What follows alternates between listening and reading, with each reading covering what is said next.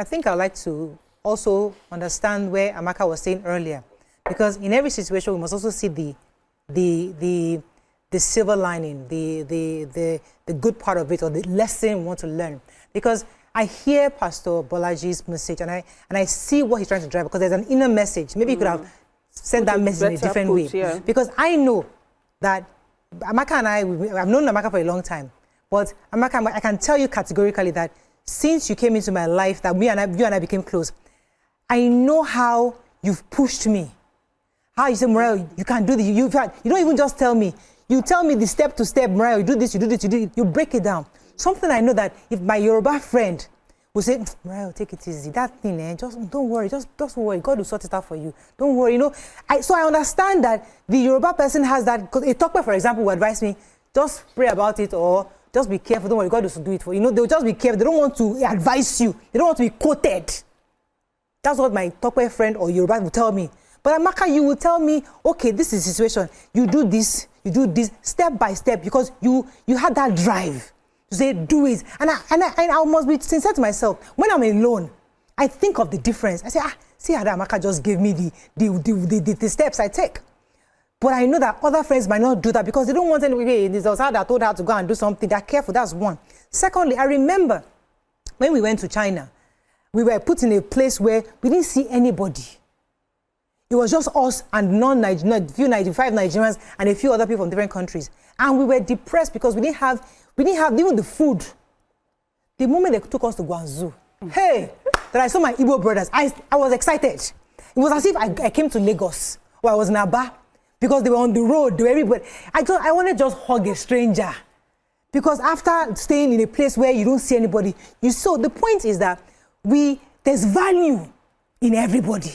The fact that an Igbo man goes to St. Lucia, I see value there. It's a personal experience you just This is my own personal experience. That's the problem. That itself is the problem. Your personal experience cannot translate to what you describe a race by. Do you know that Guangzhou you are talking about, the person that I have there is Ijebu, married to a Chinese? Oh, yeah. And it's hustling like that, but you can assume because you see everybody on the street. My husband speaks Igbo. My husband sits at the CDA with my Igbo neighbors, rushing the language. So how do you describe someone like that if you meet him? I totally agree. So the mistake is to generalize a race. That's there is the damage. See, I used to assume when we do this Japa talk that no Hausa de Japa. When me traveled, the 3 people that intervened to come and help us were Hausas. When there was a trend on X about Hausas not doing Japa, when they started to drop details, I read at a young age about the person who designed the BMW cars, all the classic cars BMW has. The guy is of Hausa origin. The only thing the guy did is to come back home, instead of as we would do in the West, to marry Igbo, married another man that he took back there. He raised his kids in the US. You don't wake up and call a cautious, what he calls fear in a Yoruba person is what I know as them being too cautious. So you see some of them. And there's wisdom in being cautious too. Exactly. See, that's the point I wanted to make. So 2 children are playing. They want cross gutter. One says, oh, let's get a wood so that we don't fall in. The other one says, just jump. The 2 of them end at the end of the gutter. You now say that the one that jumped is wiser than the one who put a wood. But if you were dealing with an accident where the child fell in the gutter and landed on his head, you praise the other one. See, the generalization is the annoyance here. Yes. Okay. And you don't brush a whole race without understanding. Let me take Ibrahim. Thanks for calling. I'll come to Abigail. Good morning, Ibrahim. You're live. Good morning. Yes. Go ahead, please. Yeah. Good morning. Good morning, sir. You can hear you. Go ahead. Yeah. I want to contribute to the program. Go ahead, sir. Okay. Thank you very much. I listened to your conversation and I appreciate what people are discussing. I want to talk about what you were saying about the Yoruba that pastor. You see, it's because he's a man of God. That's why I don't want to be harsh in addressing him. Because, some of these soothsayer, they are the habit of looking for people getting sentiment because they know that I'm sorry to use this word, the Igbos, especially when you raise their head, they give out money at any will. And you can't compare a Yoruba man. You know what is Yoruba? Yoruba will say they think ahead, they think far. And the Yoruba will always look at where he's coming from, where he is going. So the issue of being afraid, of being fearless, shouldn't even arise from the man of God like that. Are you inciting people that they should be of a bad character? If you are giving good words of God, you should be able to know that there are ways, even inside that congregation, there are Yorubas, there are Igbos, there are outside. It's better that he should have enough other people in his congregation. Yeah. And he should be mindful and watchful of what he is saying.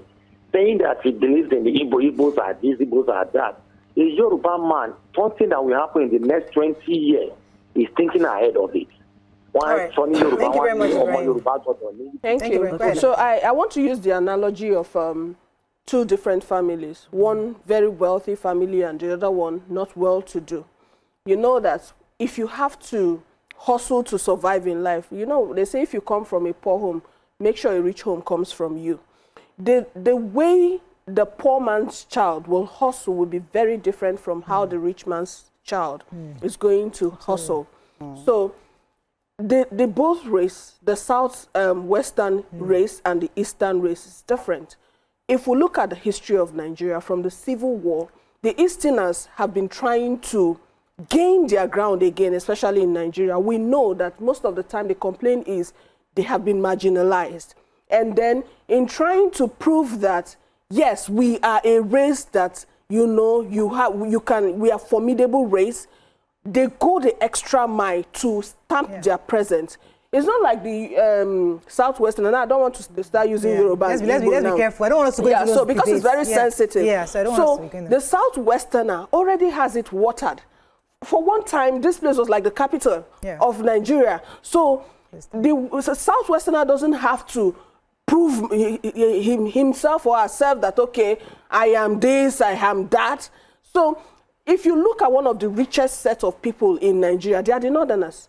If a Northerner tells you the amount of money they have in their account, you'll be shocked. But they're not everywhere most of the time. And they're not loud most of the time too. So I think, as we say, it's very, very, the generalization is the problem here. Okay, let me take Ibrahim. Thanks. Is it Ibrahim? Good morning. Yakub, you're live. Go ahead, Yakub. Yeah, good morning. Good morning. And good morning, everyone. Good morning. I totally agree with the last speaker, and then much more agree with Sister Nima. She has spoken very well. I don't know, maybe you are hearing me. We can hear you very clearly. Yeah, thank you very much. You see, the pastor already got it wrong. He totally got it wrong. You see, you were saying that some people are not fearful. Let me give you a very typical example here. During the Civil War, I don't know why he categorized people being power that he said because they have power. That is why they are doing great. No, I totally disagree with the man. You see, during the Civil War, I knew, and then I was told by my father, it was somebody, a great man called Awolowo, advised the government of the day at that time that you are fighting somebody, you are still making them to eat food. Cut the food, cut this, cut that. Okay. I'm going to cut that line up because this is a very sensitive topic. So I'm being careful the comments we get. But I don't want to reopen old wounds. We're trying to be let's focus on this issue because I don't want us to reopen old wounds. There are people still healing from that experiences. So we're just trying to focus on this issue that the pastor is. Amaka, let me come to you. So it's so funny how we are trying to make a point. Even the callers are trying to make a point, but then we're still all making the same mistake. Yeah. We're still being myopic in our delivery. Yeah. So it's one thing to point a finger at Pastor Bolaji Idowu, which I expect him to know better because I believe he has experience in delivering speeches, in delivering his sermons. So he should know better on how to deliver, right?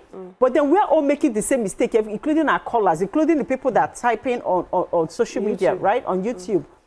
At the end of, we're still being myopic because we're still generalizing. We're still, everybody's still saying Yoruba, Igbo, Yoruba. It's not a debate. You find overthinkers everywhere. You find fearless people everywhere. It has nothing, absolutely nothing to do with tribe. If you understand it, before you start criticizing Pastor Bolaji Idowu, ask yourself, what comment have I made and what thought process have I said in what in your privacy self. In your private concerning this situation. So if you've acted in that certain way, it will help. No, because me, like someone like me, not like people when meeting. I like to call myself meeting. That's what has helped me in this life. Before you even advise me, I've advised myself. So as you're pointing finger at Pastor Idowu, and then you're here criticized and everything, even I've seen so many comments on YouTube. Ask yourself, why are you still talking, say Yoruba, Igbo, Hausa?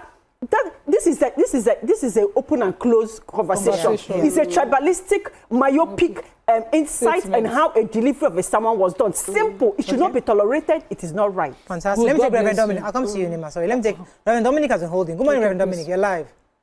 Good morning. Good morning, sir. Go ahead, sir. Good morning, all of you. Good morning. Can you hear me? Yes, we can hear you. Go ahead, please. Please, ladies, let me comfort the pastor that preached the gospel, if you listen to me. The pastor did not mean about demarcating any tribe. I'm a pastor. The pastor tried to ginger, maybe, remember he's a Yoruba man. The pastor tried to ginger his members to be fearless. They use a name, Igbo. It doesn't mean that it's demarcating any tribe. It is you women are putting tribal issue in this message. It's a gospel. In Christ Jesus, there's no Jew, there's no Gentile. The pastor, thank God, is a Yoruba man. He's not trying to demarcate his own tribe. Reverend Dominic, he said, Yoruba people, there's a problem with your tribe. That statement, please, how does it come across to you? What he's trying to say, he must use a word. What he's trying to say that in my people, this is attitude we have. Okay. If you're listening to me. Okay. All right. Are you listening? Yeah, very clearly. So this is my people. This is the. What I'm trying to say, the young pastor, I'm a pastor. Yeah. You must use something to preach the gospel. All right. It's not demarcating any tribe. It's not demarcating Yoruba or Igbo. Okay. But give an example. Jesus said, I'm a pastor. He's younger than every pastor. And this one today in the church where I pastor, I try to play down media. Okay. Media is causing much damage in gospel. All right. What the man is saying, thank God is a Yoruba man. My father in the Lord is Woloke. What very great man, Bishop Woloke, he ordained me in ministry that you cannot take anything from Yoruba people. But what pastor is saying now about tribalism, it is media, and you are putting tribalism in this matter. All right. Thank you very much, Reverend Dominic, for your views. Nobody put words for him out. Go ahead. Just as Amaka said, Amaka was saying, we should check the state, and I said that would be difficult. It's because that is a level of intelligence of the people having the whatever you hear from a person is their thought process. It's based on what they can think. Somebody can come and say because he mentioned Igbo and the comparison will continue. That is why the comparison is dangerous. Let's even leave the races and the tribes that he's mentioned and bring it to children. If as I'm sitting here now you want to correct me. The moment you say do as Abigail. Waiting, Abigail get honey. She better pass me. That's the thing I will hear. And so it's not a good way to pass a message. Yeah. It's wrong. If, for instance, you want me to do better, do better. Oh, this is this. So that's the way to go. If you want to tell the Yoruba people that their caution has become fear, focus on that. Focus on it. Over years, you raised your kids to be cautious, and it is a good trait. Yeah. Because as I did so, I know what make Pikin go behave one kind, can't give me. It's supposed to be caution. I call it complex thinking. When I talk to my guy, I say, did you have complex thinking? I was born by a safety expert. My father used to tell us there's nothing like an accident. You take care of everything. No, the water slipped. I had an accident. My father would say, did you clean the floor and ensure that it was clean? We were raised to believe there was no accident, except what you did. It was always from what you didn't do or what you did wrong. And so you had to do everything by the word. To take a decision on as to what to do, you process it.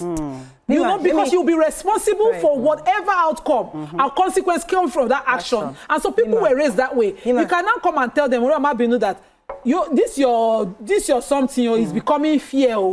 The moment you start a comparison battle, you better be ready for this backlash you're getting. And it's not media. Reverend Dominic is not media. We did not put words in his mouth. We did not give him the option of the comparison. Imagine that the comparison was between Yoruba people and maybe Mozambicans. Maybe for rest. But you started it like this. True story. Two friends. I remember this story was told to me. Again, I don't want to fall into that trap of Yoruba and Igbo, but this is a true life story. So two friends, one Igbo man and a Yoruba man. They're two good friends. there was a business transaction that had to do with, I think, with the property. And I think the Igbo man and the Yoruba friends they were talking about it and discussing it.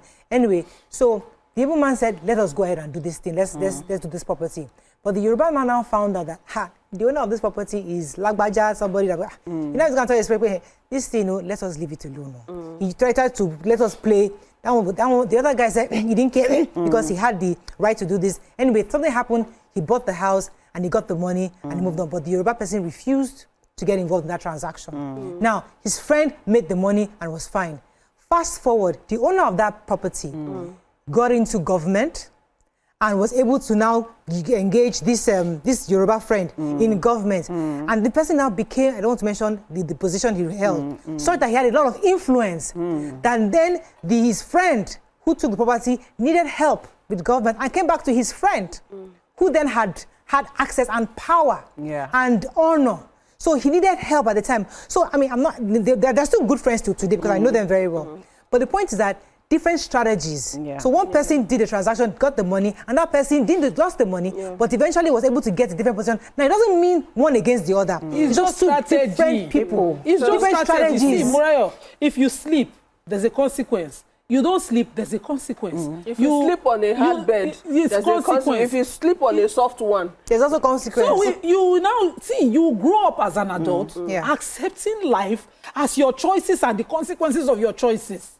But for somebody to come and say that doing those choices is a tribal trait, genetic of you. I think we can wrap up now. I want to apologize on behalf of Pastor Bolaji Idowu to everybody. Because he didn't ask you to apologize. I actually feel he has not responded. Okay, so I actually feel that he didn't do that out of despise because he himself is a Yoruba man. You know, that's what I'm trying to. What if he was pandering to? It's not. I think it was pandering to his investors. So, but I would like to land with the thought that imaging is very important because the world look up to us. We already have our internal battles, and we want to maintain an image that when you go out and you say, I'm in Nigerian, they're not asking you, are you Yoruba or Igbo? They want to see you for who you are. So I actually want to say that most of our leaders and even the clergymen who stand on the pulpit to talk, to address congregation, they should be very careful of what they say. You know how many wealthy, I don't have the data, and this is a generalization. I'm assuming there are a lot of filthily rich people in the Igbo people in Pastor Bolaji's church. They are so wealthy that they are major stakeholders for him. So it's important for them to love him. Not wealth, it's generosity. I mean, this is me saying. I think get money make another drop. You know that the Catholic Church, sorry Amaka, the Catholic Church behind my window, I like to follow Bazaar. If you see the money they used to declare, 20 million. So even you get money. 10 million. So money is generosity. How do you mean generosity? So generosity. The Igbo man can have money and the Yoruba man have money. I want to say I know they pay tithe. I will use it for Faji. He will declare his own money in the church. So Pastor Bolaji might not have that patronage. But if you come to the Ijebu man party, it's his mother's burial and he's doing it as if he's running an Ojude all by itself. Because that's where they show off their money. You cannot tell people where the money will go. But me, that I've been experiencing that Catholic church, sometimes if it's money that I'm looking for, don't join them. We have the floor, but let me quickly take this call. Good morning. Thanks for calling. You're live. Mohammed, you're live. Go ahead, please. Okay, thank you very much. I want to appreciate you people and this discussion you brought. Yeah. It's a very good one. Good morning, Marayo. Please listen to me, not the TV. It's delayed. Go ahead, please. Okay, you see what I'm trying to say about this topic is a very sensitive topic. And we have to... Hello? We can hear you. We can hear you clearly. Please go ahead. We have to be very careful when it comes to the issue.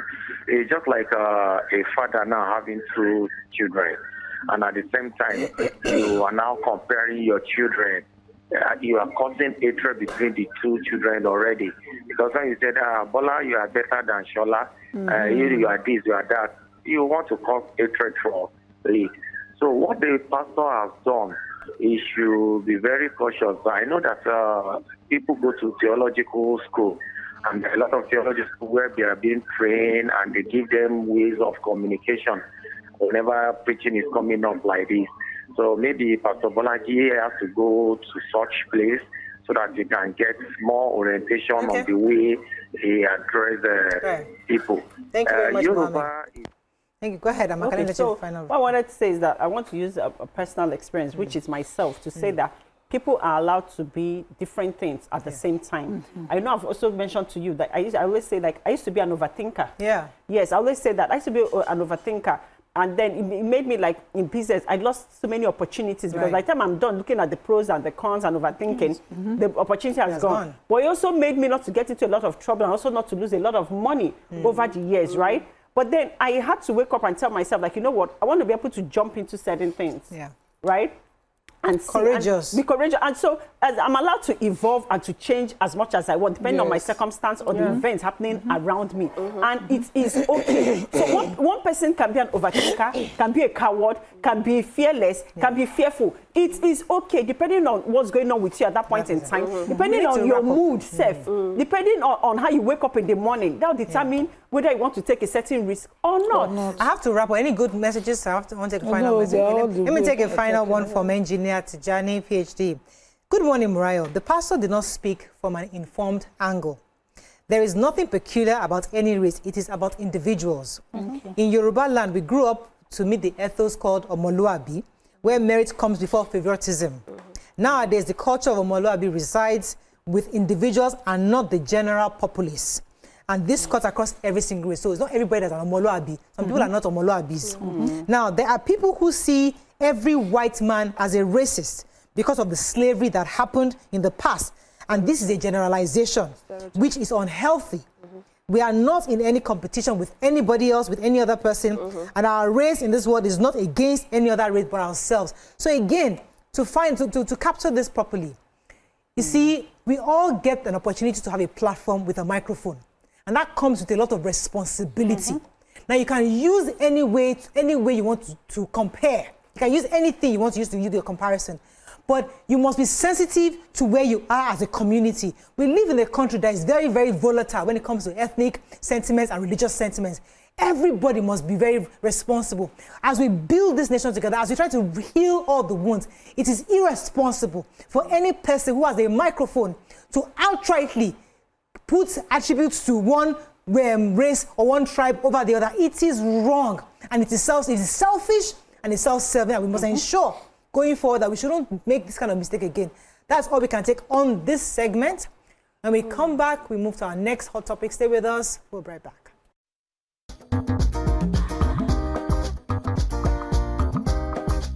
Stay tuned. Your View will be right back.